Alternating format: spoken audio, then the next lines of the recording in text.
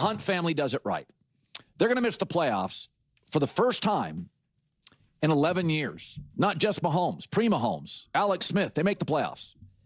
And my interpretation of this is missing the playoffs is perfect. It's a cold glass of water to the face. Because sometimes you make the playoffs, Pittsburgh's a great example, and you're like, you know what? We're inches away.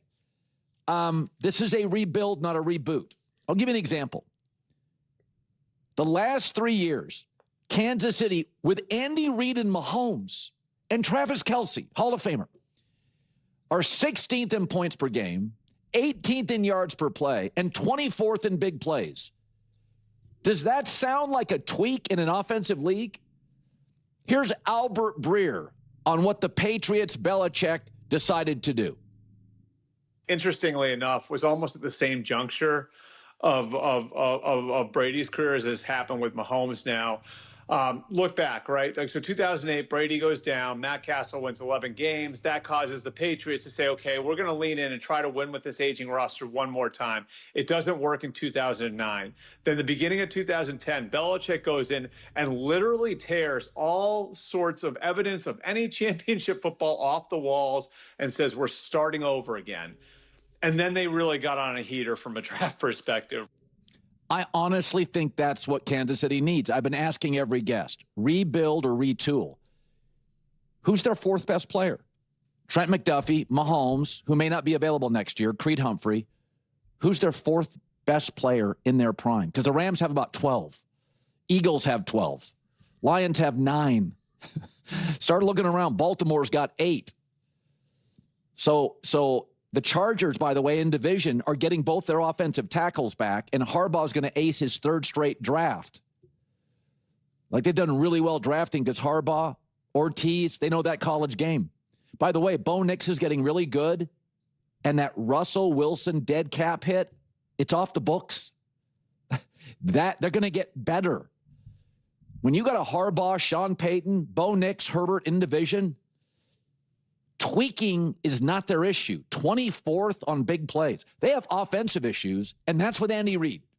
The best offensive play designer, arguably, we've had since, like, Bill Walsh. Right? Like, it's not a tweak. You got to take this boat back to port and rebuild it. Think about this. The NFL allows 40% of the teams in this league into the playoffs. Jacksonville's getting in. Houston's getting in. Not historically well-run franchises getting in. If Miami would have won last night, they'd still have a life. The tone-deaf to offense Steelers are probably going to get in. Baltimore, offense is broken, completely broken, still may get in. Kansas City won't with Reid and Mahomes.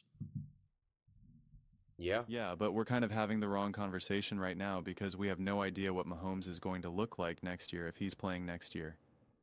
Not in terms of, like, will he recover well enough? Like, I think he's going to make a full recovery. No problems there. But don't know, is he available next year? You know, what's the story here? It's just a weird situation right now. The whole idea of, like, oh, we're just going to rip this thing all, tear this whole thing down and just rebuild it from the ground up. I mean, all of that sounds great in theory, and you can compare it to Patrick Moe or, Tom Brady and Bill Bitch, but, like, the reality is Patrick Mahomes and Tom Brady are fundamentally different players, and Andy Reid and Spags where they're at in their careers compared to where Bill, in terms of age, and compared to Bill Bish. Like, it's just Andy Reid is at the end of his career. Spags at the end, these guys are at the end. Bill Bitch still essentially, like, they were doing it. Bill Bitch and company were like, hey, let's kind of re-hit the reset button. They were doing that at the time that, like, Andy Reid is doing this at, like, with Mahomes at, like, 2018 or something. So it's just not quite the same thing here. I mean, Belichick was in his 50s. Andy Reid is knocking on the door of his 70s. And again, this gets pushed back even further if, say, like, Mahomes isn't around next year or for the whole season, or, it's like, it's silly to even try to predict because we just have no idea. I see a lot of people trying to predict, and I'm not going to do that. It's a waste of time. And so, yeah, especially if because internally they'll have an idea of, will Mahomes be back next year? Will he be back in the middle of the season, the end of the season? You know, what's the story here? And then they could just make the decision of saying, yeah, we are just going to strip this thing for parts because we have a whole year of just, we're not going to win again. So we are going to strip this all down. Move on from everyone. We need to move on. Saint, start fresh, start young, start developing these players. By the time Patrick Mahomes comes back, we'll have a newer team, a team that's been together now for a little bit of time. It's obviously not with Mahomes. And then going into that now, following year, what will it be? 2027, 2028. They'll still be drafting high as well, so then they'll still even be able to incorporate more youth into that. But again, you're now looking at Andy Reid at essentially 70 years old and Mahomes at 32. And now Mahomes also now being away from football as well. Like, it's not like, oh, he's just now older. It's also just him not playing. And Mahomes' style of play, it's just so completely different than any of these other older quarterbacks of the past that we could use as a reference point. Peyton Manning, Drew Brees, Tom Brady, it's like those comps honestly mean nothing. They really do. They just mean nothing at this point. And so it's a tricky situation. It's a tricky situation. And again, how much energy and left in the tank does Andy Reid and Spags have? Does Andy Reid want to be part of that? Does he want to hold a new team filled with a bunch of 22-year-olds and whatnot? Like, I don't know. Maybe he does. And maybe actually Patrick Mahomes getting injured actually holds him down longer, because he's kind of like, no, I want redemption. I want to help Patrick. Like, I want to be out there. I want to be part of this rebuild. Or he's just like, guys, I've just given it all I can. I've done everything I could. I'm 70. Yeah, I'm out of gas, which is totally respectable. Bill Belichick ran out of gas. Everybody runs out of gas. Anyone who's ever interacted with people who are in their late 60s, 70s, creeping up to their 80s, like, you know, things just are a little different, man. You're just like, you're not quite who I remember you to be. It happens to everyone. It happens to everyone. So, it's just a tricky situation for the Chiefs right now. It really is. I'd love to know what the actual conversations are. I could see it going every direction. I really could. And a big part of it is Mahomes is still getting information from surgeons and doctors and other opinions to be like, what's the best treatment? What's a realistic outcome in terms of timeline and whatnot? You know, what are different ways to expedite it, to ensure healing, like all this type of stuff. He's getting fed just mountains of information and trying to process it all, figure it out. Again, Nick, and floated. There might be actually other issues beyond just the one tour, you know, the ACL that he has. And Nick is using like actual inside information at that point.